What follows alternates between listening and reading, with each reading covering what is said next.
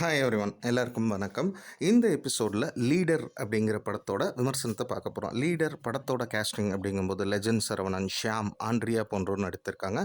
இந்த படத்தை screen play எழுதி டைரக்ட் பண்ணவர் யாருன்னா துரை செந்தில்குமார் பண்ணியிருக்காரு. மியூசிக் கிப்ரான் ஸ்கோர் பண்ணியிருக்காரு. வெங்கடேஷுங்கிறவர் சினிமோட்டோகிராஃபி ஹேண்டில் பண்ணியிருக்காரு. லீடர் படத்துடைய கதை அப்படிங்கும்போது படத்தின் நாயகனான லெஜண்ட் சரவணன் தன்னோட பொண்ணோட, அதாவது தூத்துக்குடி மாவட்டத்தில் இருக்கார். அவர் ஒரு கேரேஜில் மெக்கானிக்காக வேலை செய்கிறாரு. யாரோட கேரேஜ்னால் விடிவி கணேஷோட கேரேஜ்.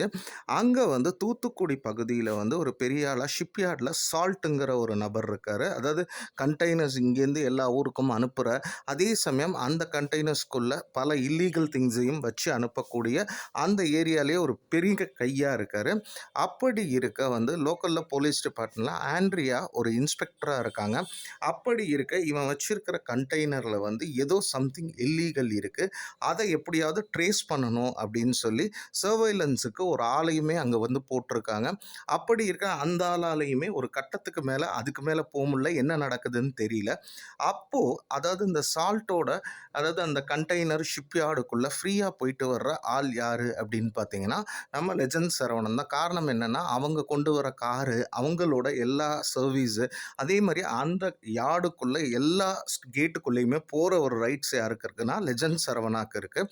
அப்போ இவங்க என்ன பண்ணுறாங்கன்னா லெஜண்ட் சரவணாவை எப்படியாவது இதில் உள்ளே கொண்டு அந்த கண்டெய்னரை பிளாக் பண்ணலாம் அப்படிங்கிற மாதிரி பிளான் பண்ணுறாங்க. அதே சமயம் ஆண்ட்ரியா இந்த மாதிரி ஒரு பெரிய ஆளை பகச்சிக்கும் போது போலீஸ் டிபார்ட்மெண்ட்லேருந்தே அவங்கள பற்றின இன்ஃபர்மேஷன் அவங்களுக்குமே அதாவது உயிருக்கான அட்டாக்கும் சால்ட் சைட்லேருந்து இருக்குது. அப்படி இருக்க பார்த்தீங்கன்னா லெஜண்ட் சரவணா தன்னோட பொண்ணு மேலே ரொம்ப பாசமாக இருக்காங்க. அப்போது இதை யூஸ் பண்ணி ஆண்ட்ரியா அதாவது அந்த கண்டெய்னருக்குள்ளே என்ன விஷயம் இருக்குதுன்னு தெரிஞ்சுக்கிறதுக்கு லெஜண்ட் சரவணாவை யூஸ் பண்ணுறாங்க. அதன் பின்விளைவாக அந்த கண்டெய்னரில் என்ன இருக்குங்கிறதையும் ஆண்ட்ரியா கண்டுபிடிக்கிறாங்க. இதனால லெஜண்ட் சரவணாக்கும் ஒரு ஆபத்து இருக்குது, அவர் பொண்ணுக்கும் ஆபத்து. யாருன்னா சால்ட்டோட சைட்லேருந்து. அப்படி இருக்க சால்ட்டை அந்த இடத்துல மாட்டி விட்டதுனால லெஜண்ட் சரவணா மேலே சால்ட்டுங்கிறவருக்கு பயங்கர கோபம் இருக்குது. அவர் பொண்ணையும் அழிக்கணுங்கிற ஒரு எண்ணத்தில் இறங்குறாரு.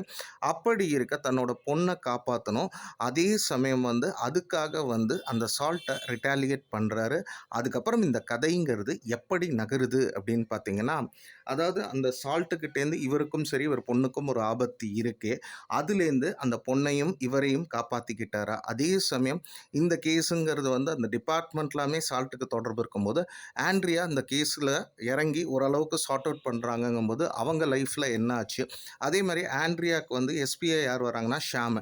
ஸோ அவரும் இந்த கேஸுக்குள்ளே இன்வால்வ் ஆகும்போது அவர் லைஃப்பில் என்ன ஆச்சு. அதே சமயம் ஏன் லெஜண்ட் சரவணா அந்த தூத்துக்குடியில் அந்த சால்ட்டுக்கிட்ட இந்த மாதிரி ஒரு வேலை பார்க்கணும் அப்படிங்கிறதுக்கும் சில ரீசன்ஸ் இருக்குது. இது எல்லாத்துக்கும் ஆன்சர் கொடுக்குற படமாக அமையறது தான் லீடர். இப்போ படத்துடைய ப்ளஸ்ஸஸ் அப்படின்னு பார்த்தீங்கன்னா நிச்சயம் கேஸ்டிங் லெஜண்ட் சரவணா பொறுத்த வரைக்கும் சொல்லணும்னா அவருக்கு ஆக்டிங் பேஷன் இருக்குது. ஆனால் இந்த கேரக்டருக்கு அவர் ஒரு ஆப் ஃபிட்டாக இல்லை, ஏன்னா இது ஒரு மாஸ் ஹீரோஸ் பண்ண வேண்டிய படம். அவர் ட்ரை கொடுத்துருக்காரு, அதில் ஒரு ஓகேஷான ஆக்டிங் தான். அவருக்கு என்ன வருமோ அதை தான் அவர் பண்ணியிருக்காரு. அடுத்து ஷாமா இருக்கலாம், ஆண்ட்ரியா, லாலு, நிறைய ஸ்டார் கேஸ்டிங் இருக்குது. எல்லாமே ஸ்க்ரீனில் அவங்களுக்கு கொடுத்த விஷயத்தை நீட்டாக தான் பண்ணியிருக்காங்க. அடுத்து விஷுவலி சினிமோட்டோகிராஃபி நீட்டாக ஒர்க் ஆகிருக்கு. அந்த தூத்துக்குடி யார்டாக இருக்கலாம், நிறைய இடங்களை காட்டுற விதமாக இருக்கலாம், சிறுமலை இந்த மாதிரி இடங்கள்லாம் காட்டுறது நல்லா நீட்டாக கேமராவில் இந்த படத்துக்கு என்ன தேவையோ அதை நீட்டாக கேப்சர் பண்ணியிருக்காங்க அப்படின்னு சொல்லலாம். பேக்ரவுண்ட் ஸ்கோரிங்காக இருக்கலாம், சாங்ஸுமே படத்தில் கேட்க நல்லா தான் இருக்குது. கிப்ரான் ஒரு டீசெண்டான ஒர்க் பண்ணியிருக்காரு. அடுத்து இப்போ இந்த கமர்ஷியல் ஆடியன்ஸு ஸ்பை த்ரில்லர் பார்க்குறவங்களுக்கு ஓரளவுக்கு இந்த படங்கிறது கவர் ஆகிறதுக்கு வாய்ப்பு இருக்குது அப்படின்னே சொல்லலாம். அதே மாதிரி எண்டில் இருக்கிற ஒரு சில ட்விஸ்ட்டுங்கிறதும் படத்துக்கு நல்லா ஒர்க் ஆகிருக்கு. அதாவது கமர்ஷியல் ஸ்பை த்ரில்லருக்கு எப்படி ஒர்க் ஆகணுமோ அது நீட்டாக ஒர்க் ஆகிருக்கு. இது எல்லாமே இந்த படத்துக்கு ஒரு பெரிய பலமாக இருக்குது.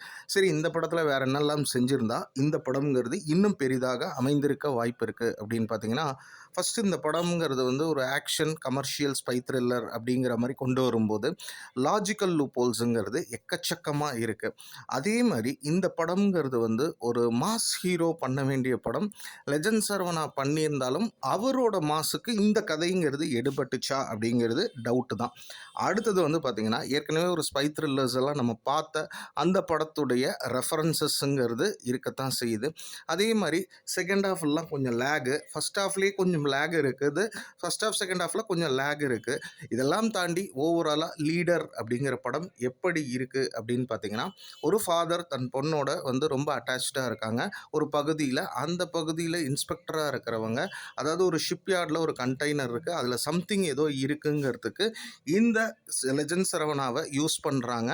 அப்படி யூஸ் பண்ணும்போது அந்த ஆப்பனண்ட் பெரிய வெயிட்டான கையுங்கும் போது லெஜண்ட் சரவணா வாழ்க்கையில் அவர் பொண்ணு வாழ்க்கையில் என்ன நடந்துச்சு, இன்ஸ்பெக்டர் இந்த கேஸுக்குள்ளே போகும்போது அவங்களுக்கு என்னென்ன ஆச்சு, இது எல்லாத்தையும் ஒரு கமர்ஷியலாக ஸ்பை த்ரில்லராக நமக்கு கொடுத்துருக்காங்க.